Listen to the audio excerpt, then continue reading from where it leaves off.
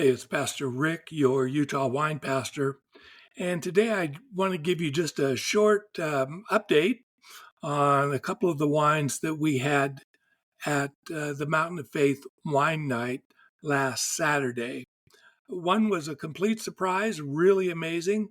The other one was not a surprise to me. And I guess I'll start with the surprise wine. It was a De Westhoff Chardonnay from South Africa. Limestone Hill is the way it's labeled. And I had never had a Chardonnay from South Africa before. And actually, I'd never heard of this particular winery. And so at $15, the 2023 vintage was amazingly good. Tell you it's completely unoaked. It never is stored in oak. It's not vented in oak barrels. So it is just this really clean tasting, fresh, citrusy kind of a Chardonnay. Surprisingly good for the price point of $15. It's the kind of wine that you can easily imagine yourself sitting out on the deck on a warm summer evening, sipping it. It just goes down so nice, so easy. And you have to be careful with it because it does go down so easy. You could find yourself drinking a little too much of it a little too soon, probably. So, yeah, it's the Limestone Hill Chardonnay. We had the 2023 vintage. And again, at only $15, this was a wine that I was able to find at the big wine store in Salt Lake City. And I will definitely be going back to buy some more.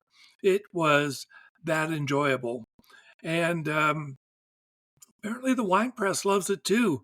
RobertParker.com gave it a 91-point rating, and I'd agree 100% with it, and especially for the price.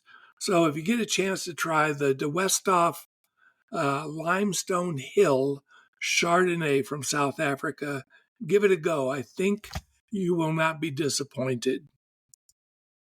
The other wine that came as no surprise at all, at least to me, was a wine that Bonnie and I have been drinking literally for decades. It's the Guidal Cote de Rhone Rouge, the red wine from the Rhone Valley in France. We had the 2020 vintage. It's only $19.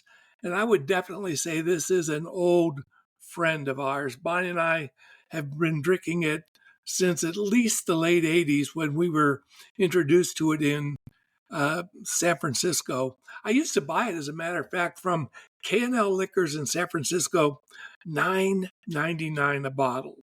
So I guess it's not always helpful when you remember how much you paid for wine. Today it's $19, but considering that rate of inflation that we've had, $19 for this bottle of wine is a bargain still. It tastes like some wines that would be $20, $25, $30 a bottle. And the Guidal Cote de Rhone is always good. I mean, you can buy this by the case. I've never been disappointed by it. Lots and lots of fruit, but also some structure. You can tell it's a serious wine. And I'll tell you, it goes great with food.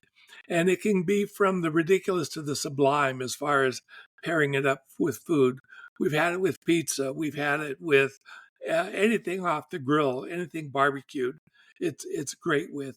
And if you want to go fancy, having it with roast or stew or something like that would be a really good choice too.